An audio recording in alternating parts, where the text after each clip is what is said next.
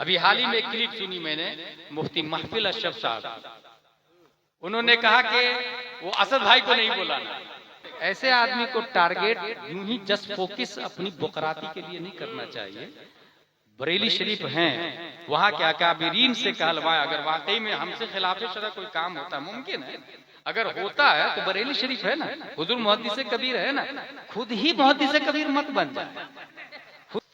हर इलाके के मरकजी आलिम से आप जुड़े रहे, आपके अकीदे की हिफाजत रहे।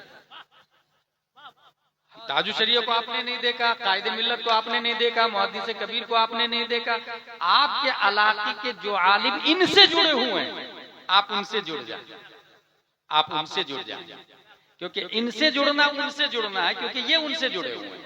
एक सिंपल कायदा बता के जा रहा है।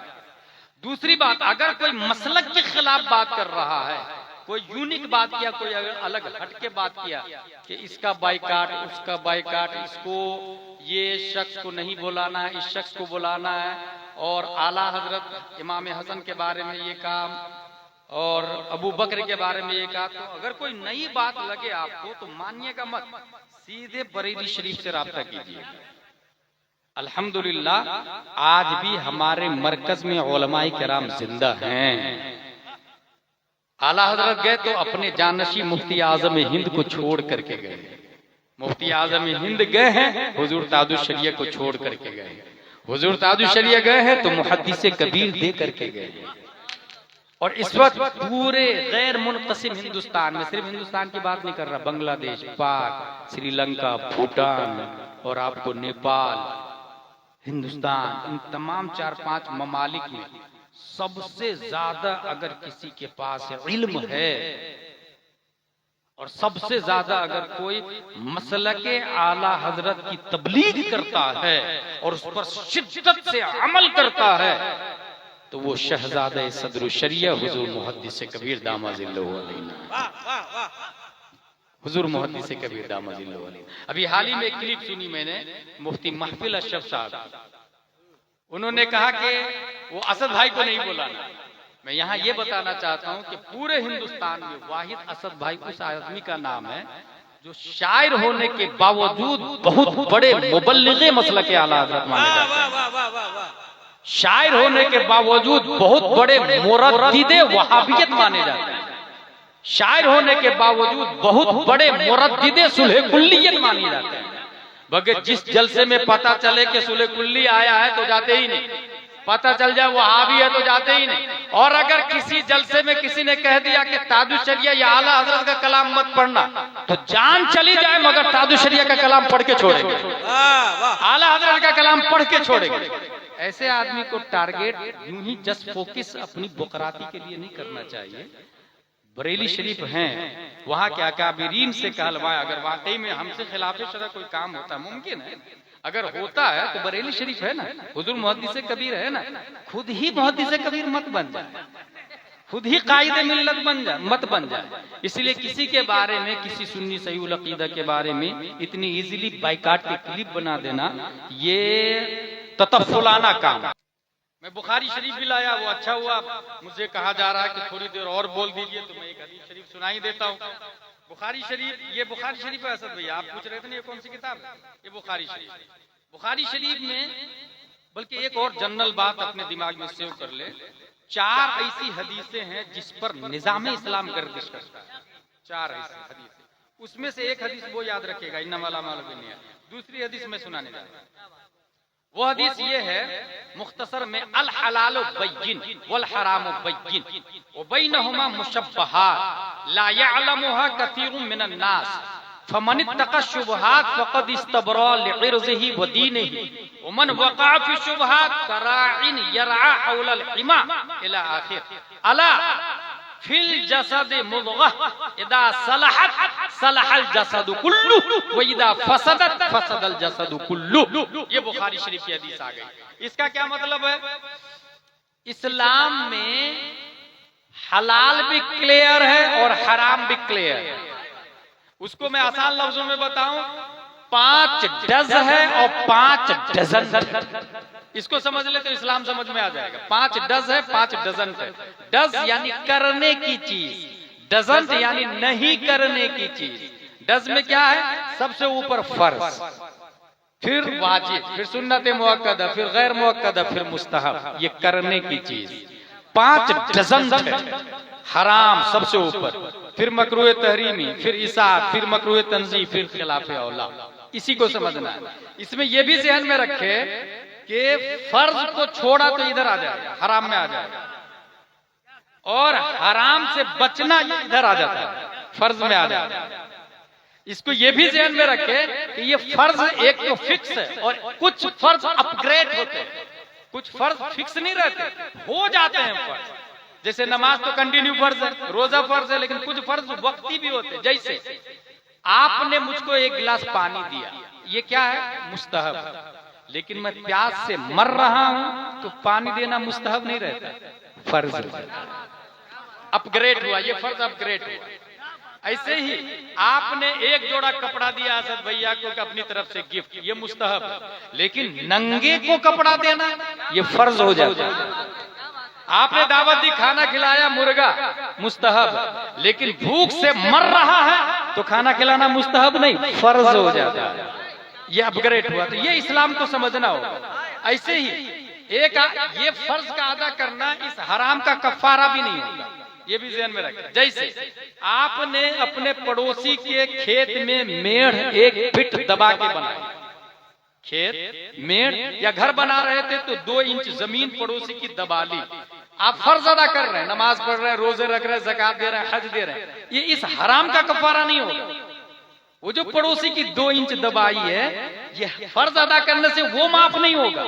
वो 2 इंच जमीन आपको छोड़ेंगे नहीं तब तक ये फर्ज उसका कफारा नहीं बन सकता। ये खास तौर से ध्यान में रखें। जैसे आपने हज किया और आप ये कह रहे हैं कि नहीं, जो हज करता है उसके तमाम गुनाह माफ हो जाएंगे। कहाँ लिखा?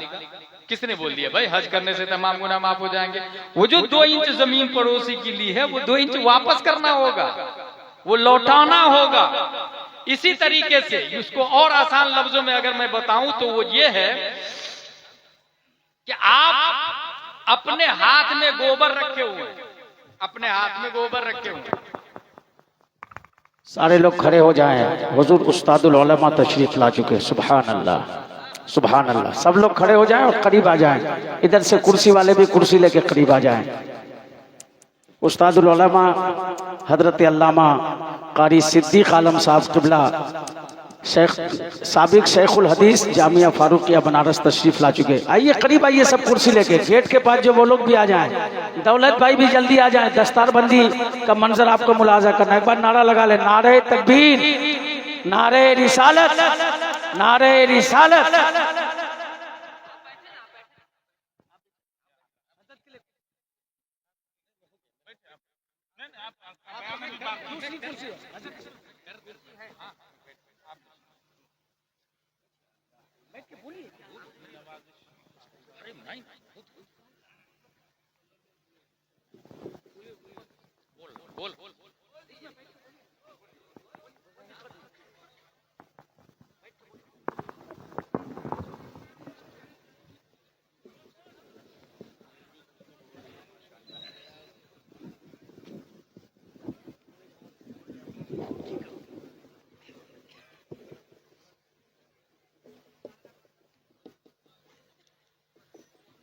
हुजूर उस्ताजुल उलमा को आप देख रहे हैं, उस्ताजुल असातिज़ा को देख रहे हैं। एक स्कूल में और मदरसा में एक बुनियादी फर्क होता है। अगर आप कॉन्वेंट में, सेंट पायस में, सेंट जोसेफ में, लिटिल फ्लावर में चले जाएं तो उसका स्टूडेंट अगर MABS और MD बन जाता है तो अपने टीचर से भी फीस लेने में परहेज नहीं करता है। अदब और रिस्पेक्ट का ये सिस्टम हुजूर सल्लल्लाहु ताला अलैहि वसल्लम के निज़ाम ने हमें दिया है। मैंने खुद देखा कि हुजूर मुहद्दिस कबीर हुजूर ताजुश शरीयह की दस्तबोसी करते हैं, बल्कि हुजूर कायदे मिल्लत की भी दस्तबोसी करते हैं। तो ये अदब का जो मामला होता है ये अपने में ज्यादा है कि एक शागिर्द अपने उस्ताद की कदर करता और एक शागिर्द अपने दोस्त के उस्ताद की भी कदर करता है।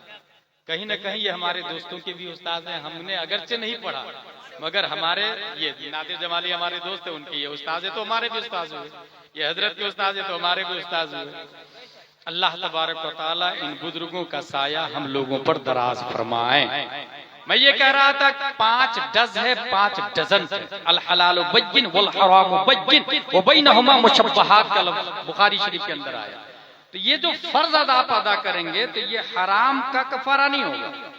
इसमें 2 तरह के हैं, एक वो है जिसका ताल्लुक डायरेक्ट अल्लाह से है, बंदा बीच में नहीं है, और एक वो जिसमें बीच में बंदा दाखिल। तो वो बंदे का हक है, अगर बंदे का हक है तो आपको बंदे से माफी मांगनी होगी। जैसे कोई साहब ये बोले कि नहीं मैं उम्रा करता हूँ, हज करता हूँ, नमाज रोजे ज़कात सब अदा करता हूँ, तो अब अगरचे मैंने 2 इंच जमीन पड़ोसी की ली है मगर हर साल उम्रा कर रहा हूँ ना, 11 देग 11वीं शरीफ में लंगर भी खिला रहा, मेरा अरीजा ये है 11 देग नहीं 11,000 देग भी खिलाए, वो जो 2 इंच जमीन है उसका कफारा नहीं होने वाला। अब वैसे भी 11 देग मुस्तहब में दाखिल होता है। जब फर्ज हराम का कफारा नहीं अदा कर सकता तो मुस्तहब के अंदर इतनी कैपेसिटी कहां से आ जाएगी? ये हमारे उलमा किराम जानते हैं। तो इसके लिए क्या करना, मैंने मिसाल दी आपको कि हाथ में गोबर रख के आप नहाए, 10-15 दिन समंदर में डुबकी लगाए, आप पाक नहीं होंगे, गोबर छोड़ना पड़ेगा। जैसे कुआं में अगर बकरी मर गई, कुआं में बकरी मर गई, फट गई, अब कुआं का पानी निकालेंगे, कुआं पाक नहीं होगा, बकरी को निकालना पड़ेगा। कुत्ता मर गया, फट गया, अब कुआं का पूरा पानी निकाल रहा है, कुआं पाक नहीं होगा, कुत्ते को निकालना पड़ेगा। तो ये जो दिल में 2 इंच है मिसले कुत्ता है, पहले वो लौटाना पड़ेगा, फिर उम्रा करे, खाने काबा का तवाफ करे, मताफ में गुंबद खजरा की ज़ियारत करे, तब अंदर से आवाज आएगी मंज़ारा कब्री वजबत लहू शफाअत। ये अपना इस्लाम है, ये अपना